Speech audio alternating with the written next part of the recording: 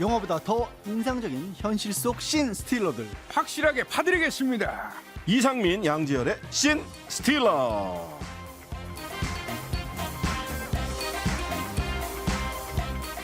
한 주 동안 정치권 화제의 인물을 만나보는 신 스틸러. 오늘도 이상민 크리에이터, 양지열 변호사 함께합니다. 두 분 어서 오세요. 네, 안녕하세요. 네, 반갑습니다. 네.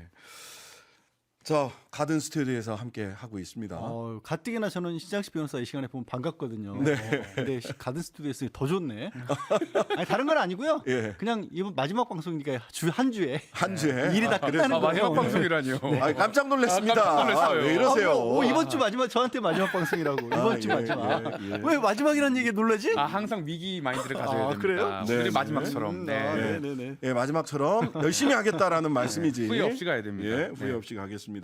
지금 우리 양 변호사님 뒤편으로는 바깥 풍경이 보이고, 또 우리 이상민 크리에이터 뒤편으로는 이따가 7시 반 3부 4부에서 나오실 밴드, 이렇게 기타 이런 것들이 쭉 보입니다. 예, 기대가 되는 오늘의 궁금한 음악회고. 자, 오늘의 신 스틸러, 첫 번째 신 스틸러는 막걸리가 취미이신 분이네요. 이틀 전에 충남 부여에 가서 모내기, 이거 그 쌀가루, 가루쌀. 가루쌀, 쌀가루입니다. 쌀가루는 못 키워요. 가루쌀은 모내기를 할 수 있는데 쌀가루를 심을 수는 없어요. 예. 쌀가루를 만들기 위한 가루쌀 모내기를 하러 가셨는데 새참 즐기셨습니다. 근데 여기에서 굉장히 재밌는 말씀을 하셨어요. 자, 대통령님, 새참 드실 때 맛있게 드시는데, 대통령님. 아니 그 수박도 있었고, 그거 안녕하십니까 국민 여러분. 정말 우리 공정, 도정 공정이 어떻게 들어갔는지 좀 확인할 수가 있었습니다. 공정. 그렇습니다. 공정. 그래서 그 취미는 어떻게 되세요, 대통령님? 취미라는 것은 그저 열심히 일하고 시간이 남으면은 이 사람들하고 어울려 막걸리 한잔 하는 거. 그게 제 취미입니다. 근데 보통 이거 막걸리는 이렇게 몸쓰고 이렇게 좀 힘든 육체 노동 같은 거 한 뒤에 이렇게 새참 겸해서 아니 노동은 신성한 거 아니겠습니까? 어떤 자꾸 일을 그렇게 노동을 아니 어떤 노동을 하시는지 궁금해서. 아니 저 국사를 돌보느라 좀 여념이 없습니다. 그렇습니다. 그런 노래도 있잖아요. 막걸리 한 잔. 그 노동자 영탁 화이팅. 그렇습니다. 그거 상표 민감한 얘기예요. 그렇습니까? 근데 아니, 이거 노동 저기- 얘기하시니까 노조하고 요즘 불편하시던데 근로자들하고. 아니 저는 불편한 게 없는데요. 불편한 그분들이 거 저를 불편해하시죠. 그래요? 참. 네. 아무튼 저희 막걸리를 안 할 수가 없었어요. 아. 가보니까 다둥이 엄마가 있더라고요. 다둥이 거기에? 엄마를 아니 애국이 뭐 별겁니까? 다둥이 이게 애국 아니겠습니까? 그래서 한잔 하고 위로하고 국민 먹거리 이 생산을 위해서 농민들을 격려하러 간 겁니다. 아니 근데 야, 저는 참. 농민들 격려하러 가고 이렇게 농민들이랑 어울려서 막걸리 드시는 사진은 저희 어렸을 때 양 변호사님 많이 봤잖아요. 70년대 네. 박정희 전 대통령이 주로 그분은 손으로 원래 농사를 지었던 분이라 손으로 이렇게 모두 심고 했는데 아니 저는 그게 궁금하더라고요. 첫 번째, 대통령님 운전면허 없으시죠? 없습니다. 모내기 해본 적 없으시죠? 대신 그 기사는 있습니다. 이항기 위에 올라가셨던데 그거 운전은 어떻게 하셨나? 첫 번째는 그게 궁금하고. 전문가 같지 않습니까? 그리고 옷이 너무 하얗셨어요. 일하러 가시고 지금. 잘 어울렸죠. 두 번째, 막걸리가 취미인 사람이 또 누가 계실까? 한잔 할 수 있는 거죠. 그거 왜 자꾸 그럽니까? 아니, 뭐 막걸리가 술도- 무슨 죄가 있습니까? 술 종류는 별로 안 가리시는 건 안 좋은데 막걸리 말고 다른 것도 엄청 드셨더라고요. 나 참 그 주종을 가리지 않는 게 제 어떤 특성입니다. 근데 자, 예. 네, 한 가지 여쭤볼게. 그 막걸리 수입쌀로 되게 많이 만드는 거 아세요 혹시? 아니 그게 중요하겠습니까? 네? 중요하죠. 아니 그날 저기 우리 쌀 생산 아니 막걸리 참여로- 그럼 한 잔 사주세요. 그거. 아니, 사드릴게요. 국산 쌀로 된 거. 국산 쌀로. 그냥 아시냐고 여쭤봤는데. 참 그. 예. 사실 양곡관리법 거부권 행사하셨고 그러면서 아니 양곡관리법 거부권만 행사하면 어떡하냐. 이 쌀 농사에 대한 대책을 내놔야 되는 거 아니냐 했더니 이제 가루쌀. 네. 야, 이거를 심지어는 우리 농림축산부 장관께서 신의 선물이다 이렇게까지 얘기를 하셨어요. 근데 양곡관리법 이렇게 거부하면서 농민들 찾아가서 막걸리 드신다고 이 하면 가루쌀이라는 거는 정말 눈물 납니다. 이건 20년 동안 정말 많은 분들이 땀을 흘려서 만든 눈물이 나오네요. 아니 아무튼 근데 네. 그런 양곡법 얘기하시는데요. 저는 네네. 그 지도자로서 고심을 하고 있습니다. 이 쌀값을 안정화시키기 위해서 항상 고심을 하고 있고. 근데 그 양곡법은요. 그 예전에 그 민주당 전임 정부에서도 또 반대한 거 아닙니까? 나 참 그 지금 이제 와서 자질구레하게 나. 근데 이 가루쌀 관련해서 그 쌀가루가 뭐 10%만 수입 밀을 대체해도 이게 대박이다 이런 말씀을 하시거든요.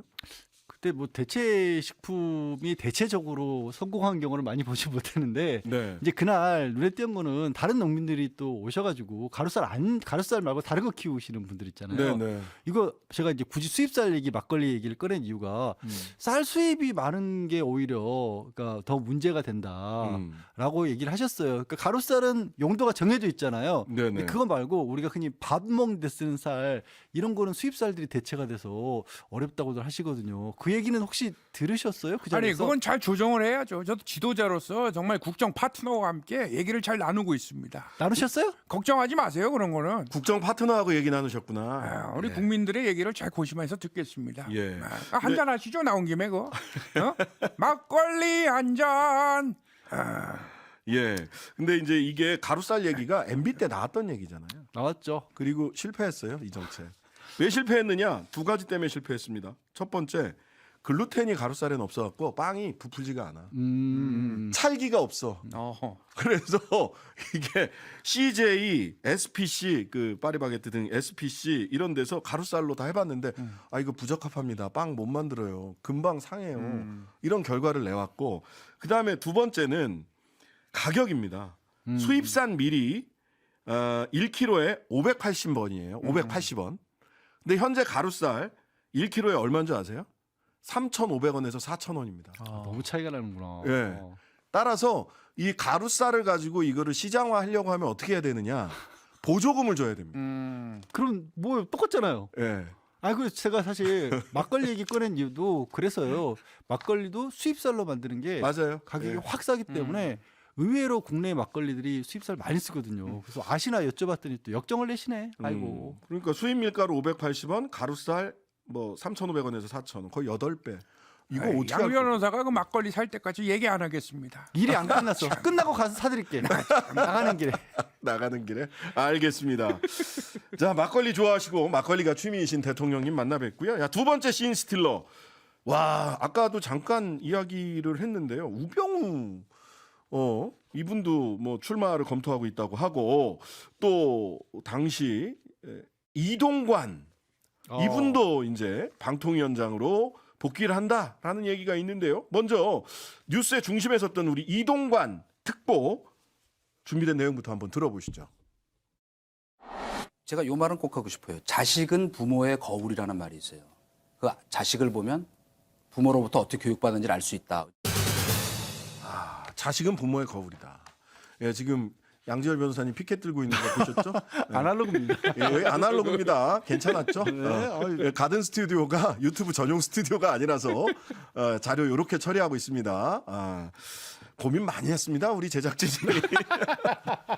자, 이게 뭐냐면 또 그 앞에 앉아 계신 분은 우리 MBC 라디오 시사 아침을 지키고 계신 김종배 시선 집중 김종배 진행자시고요.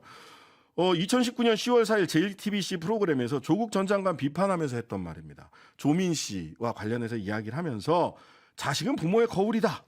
이런 이야기를 하셨어요. 그래서 이적이 이동관의 적은 이동관이다라는 얘기가 나오는 거죠. 자, 아들 학교 폭력 논란 점점 커지는데 법적 쟁점이 될 만한 부분도 있다고 해요. 양 변호사님 어떤 게 있습니까? 다른 것보다 이제 방통위법의 인수위원 같은 경우에는 그러니까 대통령직 인수위를 맡은 다음에 3년 정도 지나야 방통위원으로 될 수 있다라고 법으로 정해져 있긴 합니다. 근데 네. 물론 지금 이동관 특보가 인수위에서 활동한 거 얼마 안 되긴 했어요. 그리고 이게 인수위원이야 정식 인수위원이 아니라 그냥 고문 역할이었어요. 특별 고문이라고 돼 있었죠. 특별 고문이었으니까 이거 괜찮다라고 또 얘기를 할 수가 있는데 법이 그렇게 만들어놓은 이유가 그렇죠. 중립성 때문이잖아요. 근데 이게 항상 방통위원장 면직시키면서 이게 지금 새 정부의 정책과 안 맞는다는 사유를 들었거든요. 네. 근데 정책이 들어가면 안 되는 게 예, 방통위원장 독립성, 자리거든요. 중립성 이렇게 돼 그래서 있죠. 이 부분은 꼭 이게 위법이라고까지는 말을 못하더라도 취지에는 분명히 안 맞죠. 예, 위법 여부는 따져봐야 되겠지만 취지에는 안 맞습니다. 분명한 건. 그리고 한상혁 방통위원장 면직할 때 독립성, 중립성, 편파성 뭐 이런 얘기하면서 했는데 그 면직을 시켰는데 이래도 되는 건지.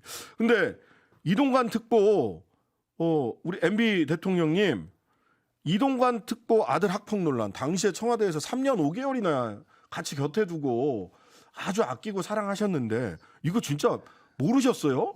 안녕하십니까 국민 여러분. 질문이 뭐였죠? 아 이동관 특보 아들 학폭 논란 이거 모르셨어요? 기억이 잘 안 납니다. 아 그럼 방통위원장으로 이동관 특보가 지금 적합하다고 보세요? 그것도 잘 모르겠습니다. 왜 모르세요? 그러나 우리 동가리가 착하고 어질고 인물도 좋아요. 착해요? 그건 분명하다. 착해요? 네, 보증합니다. 그리고 진실은 명명박박하게 드러나게 될 겁니다. 명명박박하게. 그래요. 네, 어쨌든 이동관 특보는 본인 둘러싼 의혹은 가짜 뉴스다라고 반발하고 있고 여당에서도 중립성에 문제 없다. 청문회 절차가 있으니 지켜보자라고 하면서 이동관 특보를 옹호하는 메시지를 내고 있습니다. 그런데 이동관 특보 또 이제 소환되는 게 하나가 있습니다. 4년 전에 윤석열 당시 검찰총장 후보자를 강하게 비난했습니다. 2019년 7월 14일 채널 A의 한 시사 프로그램에서 윤석열 현 대통령을 향해서 남긴 말 한번 들어보시죠. 가장 예리한 칼을 들고 있는 검찰총장이 그동안 더구나 뭐 적폐 수사를 해서 뭐 어쩌고저쩌고 하는 얘기는 그만두더라도 6, 7번이나 소개했냐 안 했냐 했더니 없다 그래서 철석같이. 그러더니 녹취 파일이 나오니까 그건 변호사 선임을 뭐 안 한 거라고 이렇게 얘기했는데 그 뒤에 또 변호사 선임계 어쨌건 그 국세 서류 낸 게 나왔어. 그러니까 사실은 내가 그때 윤대진 보호하려고 기자한테 거짓말한 거다.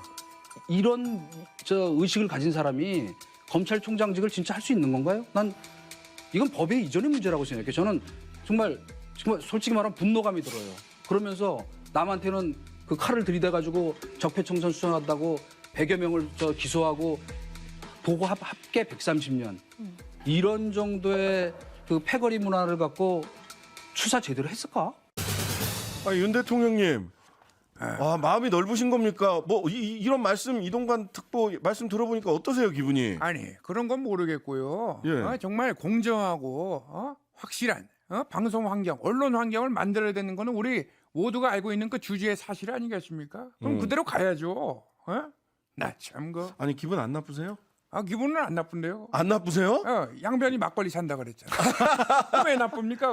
나 참 제가 뭐 바보입니까? 이때 지금 이동관 특보가 지금 했던 이야기는 소위 윤우진, 윤대진 네. 그 용산 형제. 형제 건이죠. 네. 근데 그때 이제 한참 말을 바꿨다라는 걸로 이제 청문회 과정에서나 저 검찰총장 지명 직후에 되게 말이 많았었고요.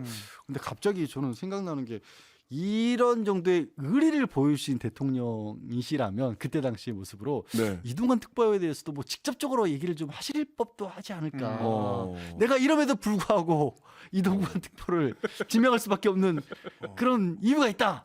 뭐 있을까요? 뭘까요? 모르겠어요. 아니 그걸 막걸리 먹으면서 차차 얘기를 하자고요. 빨리 먹으러 가야겠네.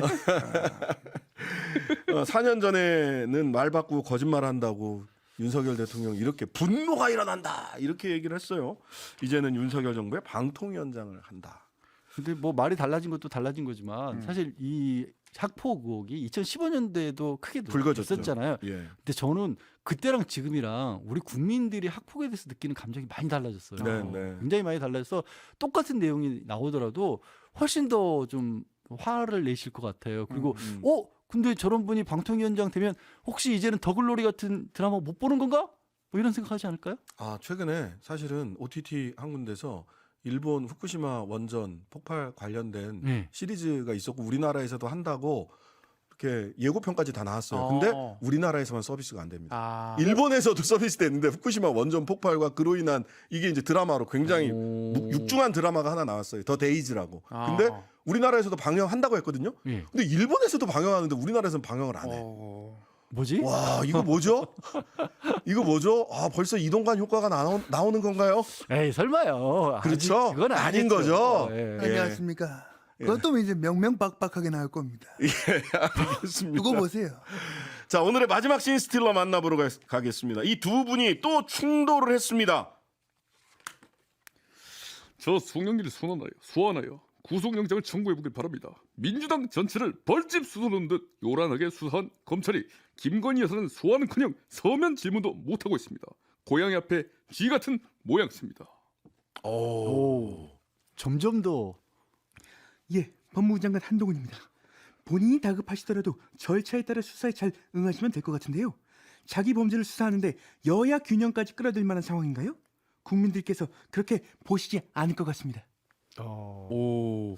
근데 진짜 송영길 대표가 날이 갈수록 발전하죠. 예, 확실히 이제 저를 수사하시길 바랍니다. 야, 저런 굵은 톤이 훨씬 잘 어울리는 것 같아요. 그러네요. 이상민 씨. 오, 네. 근데 뭐 어떻게 보셨어요? 지금 이 대화 사실 주고받았거든요. 공수를 한 발씩 날렸거든요. 이게 송영길 전 대표가 진짜 하고 싶은 얘기는 그 검찰의 시간이라는 걸 좀 너무 길게 끄는 거 아니냐. 네네. 뭐 확실하게 기소할 게 있으면 기소하고 송영길 전 대표 것만 해도 돈봉투 관련해서 이제 내일 모레 12일 날 국회에서 체포 동의안 표결되고 하지만 그런 거를 굳이 거쳐야 될 이유가 뭐가 있느냐. 증거 다 확실하다며. 그럼 차라리 기소하고 재판을 넘기면 될 텐데 그러면 이제 검찰이 마음대로 뭐 누구를 소환하면 날짜를 조율하고 뭐 송영길 전 대표 오래 남겨둔 상태에서 이것저것 또 추가적으로 뭐 수할 거 있다라는 식으로 언론에도 혹시 알려지고 이런 것들을 그 검찰이 포기하지 않으려고 일부러 이렇게 시간 끌 거 아니냐 이렇게 문제 제기를 한 거고 한 장관은 아니라고 하는데 모르겠어요. 아닌 거 맞겠죠? 오늘 마약 수사 얘기는 없나요? 갑자기 마약 수사를 아니, 제가 마약 말씀드리겠습니다. 네네. 검찰은 할 일을 해야죠. 그리고 두려워할 자는 범죄자뿐입니다. 두렵다고 한 적은 없는데. 예. 아니 근데 오늘 보니까 어제 페이스북 SNS에 최강욱 민주당 의원이 본인 핸드폰 가져가더니 포렌식 다 해보더니 이게 이제 소위 한동훈 장관 개인정보 유출 관련해서 최강욱 의원이나 최강욱 의원실에서 MBC 임모 기자에게 자료를 줬고 그 자료가 더 탐사 서모 기자에게 전달이 됐다 이런 혐의라고 했거든요. 그래서 핸드폰도 압수수색을 했어요. 네. 요즘은 뭐 국회의원이나 국회 사무처를 맡겨놓은 진보딸이 찾으러 가듯 압수수색 막 합니다. 근데 아무것도 안 나왔다. 일단 최강욱 의원은 예. 휴대전화 열 수 있게 협조를 해줬나 봐요. 아 비번 네, 풀어주셨구나. 비번 풀어준 것 같아요. 그러니까 내용 다 검토를 했다는 거 아니에요. 예. 그리고 또 참 희한한 게 그 국회의원 보좌관 분들 중에는 입사한 지 얼마 안 돼가지고 9개월 딱 되셨네. 인사청문회 때 근무하지도 없었네. 않았던 사람도 있었다라는 거예요. 네네. 그 젊은 보좌관 분은 젊은지 아닌지는 모르겠으나 어쨌든 최근에 옮겨왔을 수도 있으니까 그분은 무슨 혐의를 가지고 압수수색을 했을까? 요거 영장 맨날 이렇게 치는 게 이것도 마찬가지 생각하실 거예요. 송영길 전 대표나 뭐 이제 받으시는 분들은 이게 진짜 뭐가 있어서 그러는 거야? 아니면 검찰의 시간을 이렇게 갖는 거야? 한 장관님 마지막으로 한 말씀 해주시죠. 왜 이러시는 겁니까? 과잉수사 아닙니까? 지금 저한테 말씀하시는 건가요? 네. 예, 말씀드리겠습니다. 아니, 시간이 다 됐습니다. 제가 수사의 주체가 아니라 피해자의 입장이다. 이런 말씀드리겠습니다. 네. 씬스틸러 오늘은 여기까지 하겠습니다. 지금까지 이상민 크리에이터 양지열 변호사였습니다. 죄송합니다. 네, 두 분 감사합니다. 네, 고맙습니다. 하루 종일 기다려지는 진짜 시사. 평일 저녁 6시 5분 신장식의 뉴스 하이킥.